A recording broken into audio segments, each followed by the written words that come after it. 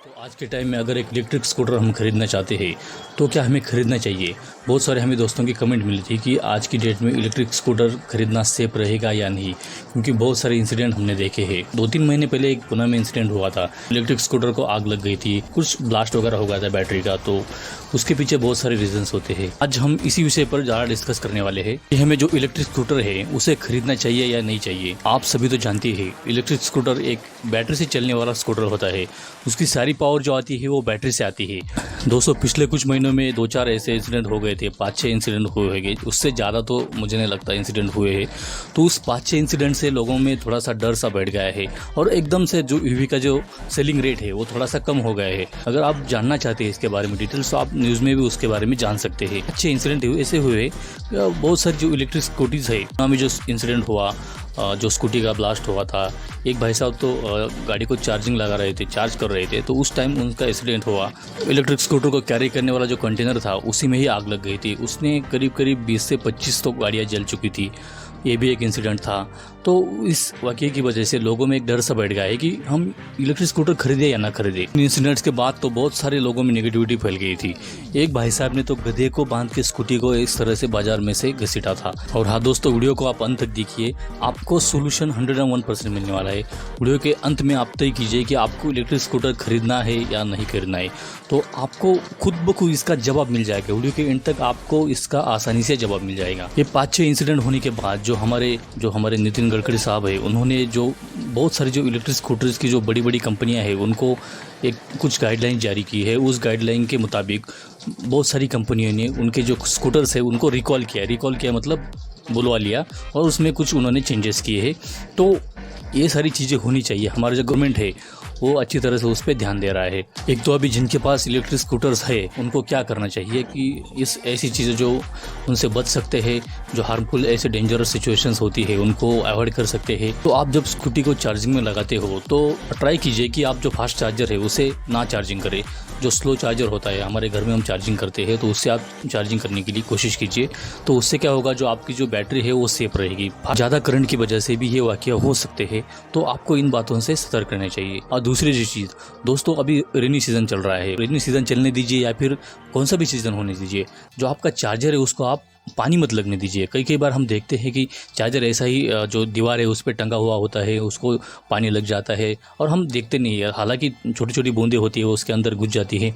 और हम जब स्कूटर चार्जिंग में लगाते हैं तो चार्जिंग में लगाने के बाद कुछ समय बाद ये कुछ ऐसी घटनाएं हो सकती है, स्पार्किंग हो सकती है, उससे शॉर्ट सर्किट हो सकता है, क्योंकि दोस्तों वो बैटरी होती है। हालांकि वो थोड़ी सी पावरफुल बैटरी होने की वजह से ऐसी घटनाएं जो होती है वो बहुत जल्दी हो जाती है। और तीसरी चीज़ है दोस्तों, इसमें आपको जो चार्जर आप यूज़ करते हो तो बाजार से मतलब कोई से भी चार्जर यूज़ मत कीजिए।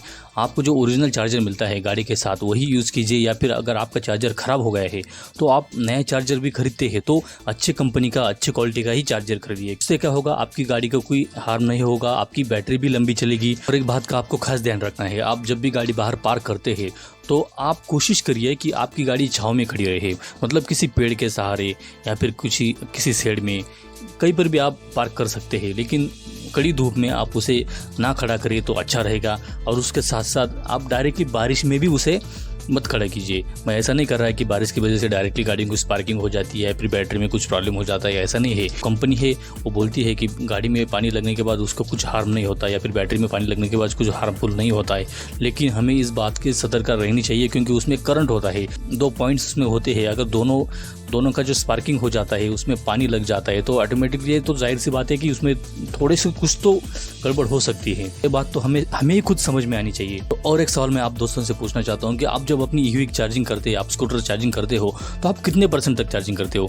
मेरी आपको ये सजेशन रहेगी, जब भी आप अपनी गाड़ी चार्जिंग करते हो तो फुल चार्ज मत कीजिए, कम से कम 85 to 90% तक ही आप अपनी गाड़ी चार्ज कीजिए। क्योंकि उससे क्या होता है, बैटरी में बहुत ज़्यादा चार्जिंग बढ़ जाती है, उससे बैटरी हीट हो जाती है। जैसे जैसे 90% के आगे गाड़ी की चार्जिंग जाती है तो चार्ज ज़्यादा होने की वजह से उसमें हीट बढ़ जाती है। बैटरी में हीट बढ़ने के कारण भी ब्लास्ट होने की संभावना बहुत ज़्यादा बढ़ जाती है। और कम से कम कहाँ तक जो चार्जिंग है उसको आप लेके आए, मतलब अगर गाड़ी की चार्जिंग आपकी कम हो रही है तो कम से कम आपको कितनी चार्जिंग तक गाड़ी चार्ज करनी चाहिए। कम से कम मैं आपको बताऊंगा 20% से आगे ही आप चार्ज रखिए, क्योंकि ये तो आपकी सेफ्टी के लिए हुआ। 20% तक आपकी गाड़ी आती है तो उसके आगे आप उस चार्जिंग में लगा सकते हैं।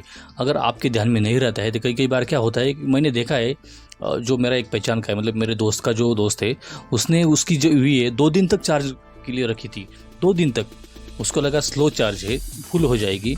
भाई साहब, ऐसा नहीं कि आप 2 दिन तक चार्ज करोगे तो आपकी गाड़ी 1000 किलोमीटर तक चल जाएगी। ऐसा नहीं होने वाला है। उससे कुछ भी वाक़या हो सकता था, कुछ भी घटनाएं हो सकती थी, लेकिन नहीं हुआ, ये अच्छी बात हुई, लेकिन हो सकता था। आपको खास इन बातों का ध्यान रखना है। कई कई स्कूटर्स में देखते हैं तो स्वैपिंग बैटरीज यूज़ की जाती है। स्वैपिंग बैटरीज में क्या होता है, हम एक बैटरी डालते हैं और दूसरी बैटरी डालते हैं, तो उस टाइम भी उस बैटरी में कुछ पानी तो नहीं लगा, उसमें कुछ खराबी तो नहीं है, आपको चेक करके उसको इंसर्ट करना चाहिए। उसके बाद आपको गाड़ी स्टार्ट करनी चाहिए। और एक छोटी सी सतर्कता है, जो ब्रांड्स है गाड़ी वाली है, जो गाड़ी की जो कंपनियां है, वो भी थोड़ा सा ख्याल रखेंगी तो भी कस्टमर्स के लिए अच्छा रहेगा। टाइम टू टाइम उन्होंने कस्टमर को पूछना चाहिए कॉल करके कि आपकी गाड़ी में कुछ प्रॉब्लम तो नहीं है। अगर छोटी छोटी प्रॉब्लम अगर कुछ लग रही है तो डायरेक्टली उनको सॉल्व कर देना चाहिए। कस्टमर की भी जिम्मेदारी बनती है कि कंपनी को कॉन्टैक्ट करे। अगर उसको कुछ प्रॉब्लम लगती है, बैटरी में कुछ हीटिंग लगती है या फिर कुछ भी प्रॉब्लम लगती है, तो उसको डायरेक्टली कंपनी को कॉन्टैक्ट करना चाहिए। लेकिन लोग क्या करते हैं अक्सर, मतलब उनको टाइम ही नहीं होता है कि अभी 5-10 मिनट कहाँ से कॉल करूँ, मैं उनको क्यों कॉल करूँ, मेरा तो ऐसे टाइम वेस्ट हो जाएगा, मुझे यहाँ जाना है, मुझे वहाँ जाना है।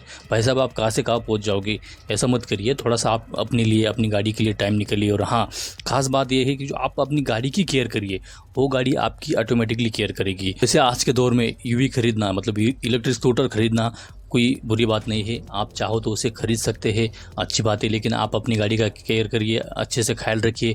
आपकी गाड़ी को कुछ होने वाला नहीं है, लेकिन डिपेंड करता है कि आप अपनी गाड़ी को किस तरह से इस्तेमाल करते हैं।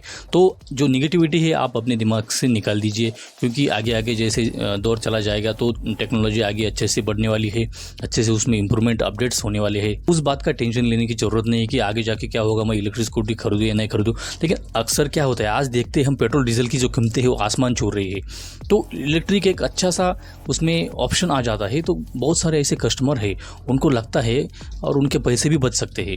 तो आप निगेटिविटी अपने दिमाग से निकाल दीजिए। लेकिन हाँ, आप अच्छे ब्रांड की स्कूटी खरीदिए। मैं किसी ब्रांड का नाम नहीं लेने वाला हूँ। अच्छे ब्रांड की स्कूटी खरीदिए ताकि आपको लगे कम से कम आपके 4 पैसे ज़्यादा जा रहे हैं, लेकिन आप अपनी फैमिली और सब कुछ इसमें सेफ रहने वाला है। दोस्तों, इस वीडियो की वजह से आपको थोड़ी सी भी अगर हेल्प हुई है तो हमारे चैनल को सब्सक्राइब कीजिए, उसके साथ साथ वीडियो को लाइक करना ना भूलिए। और दोस्तों, आपको लगता है कि आपके किसी दोस्तों के रिश्तेदारों के पास ईवी है या फिर वो खरीदना चाहते हैं तो वीडियो को शेयर करना मत भूलिएगा। तो बने रहिए हमारे साथ दोस्तों, ऐसे ही दोस्तों मिलते हैं ऐसे ही नेक्स्ट वीडियो में। तब तक आप अपना ख्याल रखिएगा। जय हिंद, वंदे मातरम।